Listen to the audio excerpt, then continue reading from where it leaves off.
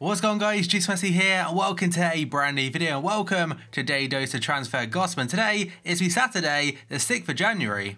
Of course, we've got some very good confirmed transfers to get through, but in particular the rumours today, they are looking incredible. So before we get any further, as always, if you enjoyed the video and enjoyed transfer, show support by leaving a like rating. That'd be absolutely awesome and greatly appreciated. If you're new to my channel, make sure to press the subscribe button for more and press the notifications tab next to it to receive alerts about my videos. If you missed yesterday's video, it'll be down below in the description box. And today's question of the day, what is your favourite ever moment in football? It could be a goal, it could be a match in general. Let me know down below in the comments.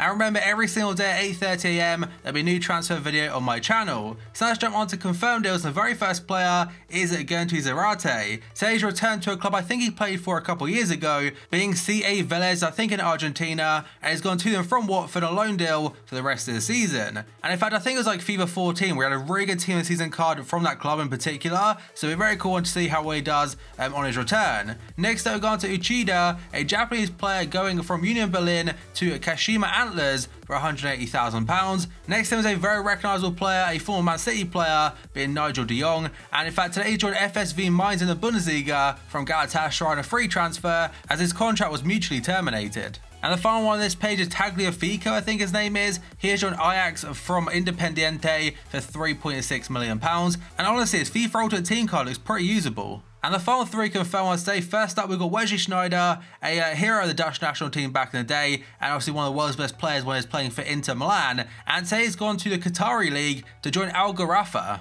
And there's a free transfer from OGC Nice in France, just 6 months after joining the French team initially from Galatasaray. There were a lot of rumours saying he'd be going to the MLS with LAFC in particular. That fell through, and now, like I said before, hasn't gone to Qatar. Then we got on to a player that I think will honestly get a wants to watch card, being Ross Barkley. Now, if you go back to the summer transfer window, of course, he's very close to joining Chelsea back then as well. A lot of places were saying he had a medical with Chelsea, and it kind of broke down. But now, he's officially a Chelsea player and a new number 8. And he signed from Everton for £15 million plus additional fees on a 5.5-year deal. And like I mentioned about the offer in the summer, I think Chelsea bid £35 million to get him. And of course, in 6 months' time, he would have been a free agent at Everton. So basically, I don't think he played at all this season. So spent from the summer until now sorting out his injuries and going through rehab with Everton. And now Everton get £20 million less just a few months later.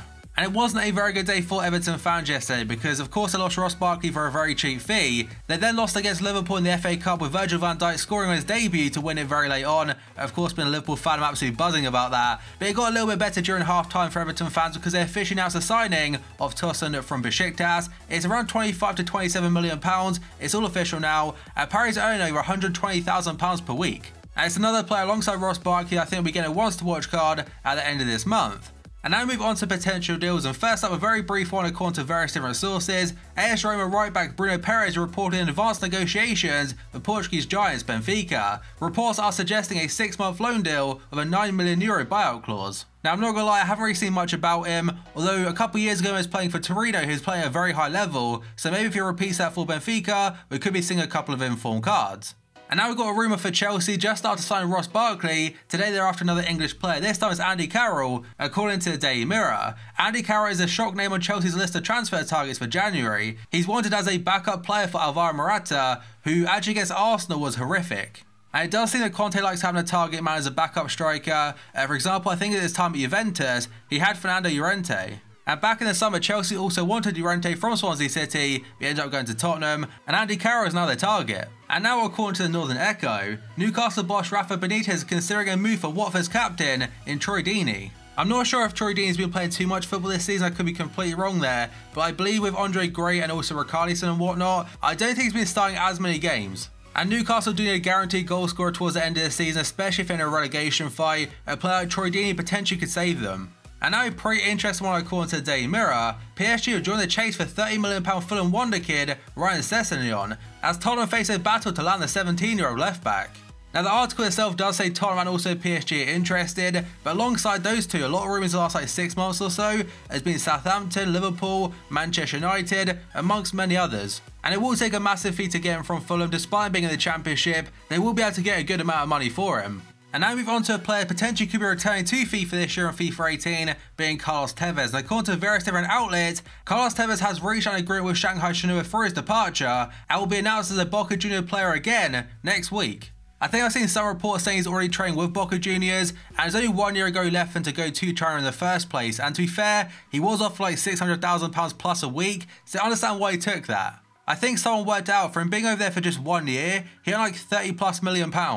And given the point of his career he's currently at, obviously he's not his peak anymore, I don't really blame him for taking that choice because he's now set his family up for life. Obviously before that is sorted anyway, but he made a crazy amount of money in such a short amount of time and has now gone to Boca Juniors, where I imagine he'll probably retire there. And now a very short one according to Goal.com today, Turkish striker Başakşehir will sign Arda Turan this month, who will leave the number 7 shirt free at Barcelona, and Barca are apparently signing a very big player very soon who could take that shirt number already. But obviously we'll move on to that in just a moment. Next up, we've gone to Emre Can, and according to Sky Sports today, they first started tweeting saying Juventus have reached an agreement to sign Emre Can from Liverpool on a free transfer this summer, according to Sky in Italy. And literally 3 minutes after that, they said Liverpool is still hoping to persuade Emre Can to stay at the club. So in the space of like 3 minutes, they went from saying he's gone to that he could be staying. Now I do still think that Emre Can will go to Juventus this summer, just I find it very strange that Sky tweet that and then kind of like contradict themselves a couple minutes later.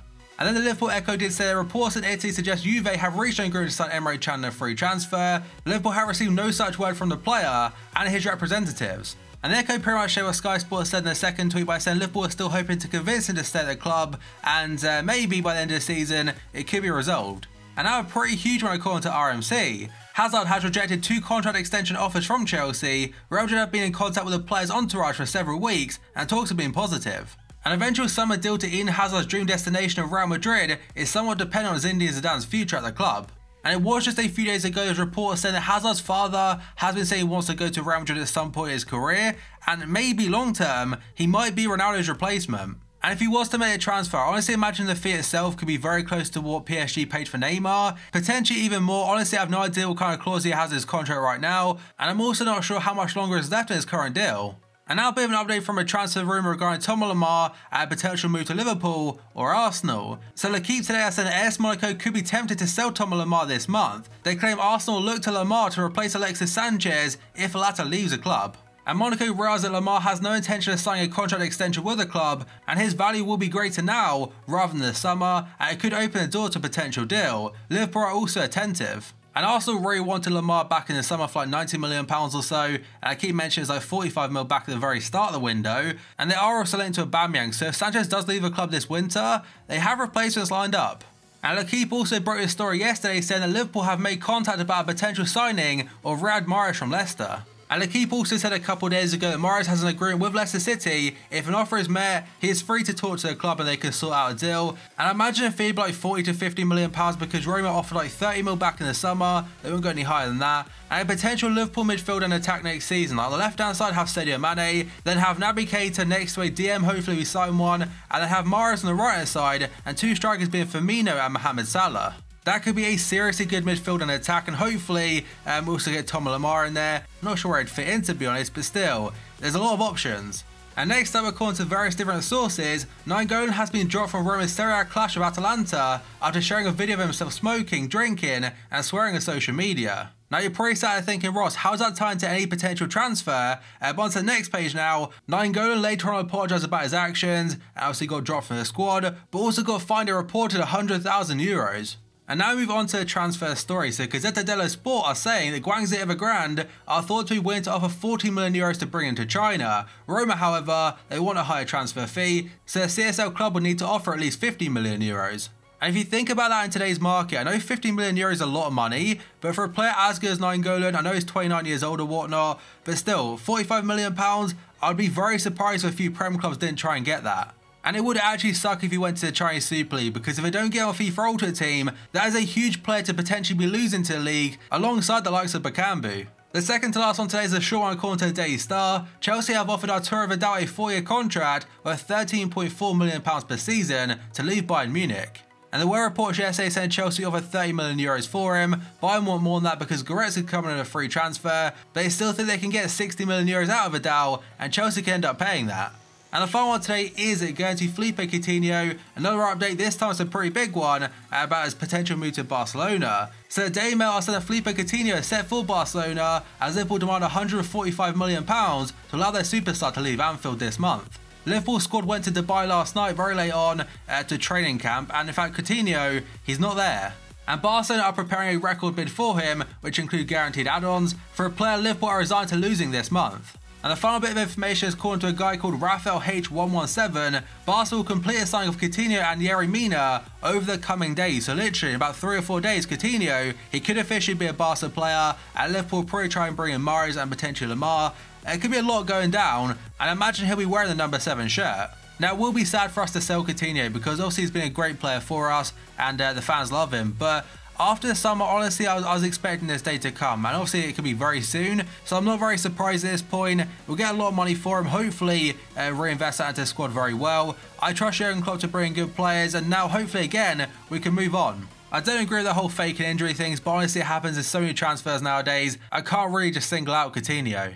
But that, guys, is going to be it for today's episode. So as always, if you enjoyed it and enjoyed transfers, show support by leaving a like rating. That'd be absolutely awesome and greatly appreciated. If you're new to my channel, make sure to press the subscribe button for more and press the notifications tab next to it to receive an alert every single time I upload a video. If you missed yesterday's video, it'll be down below in the description box. And today's question of the day, what is your favourite ever moment in football? Again, it could be a goal, a match, let it down below in the comment section. And finally, every single day at 8:30 AM, there'll be a new transfer video on my channel. So thank you for watching this video, and I'll see you next time.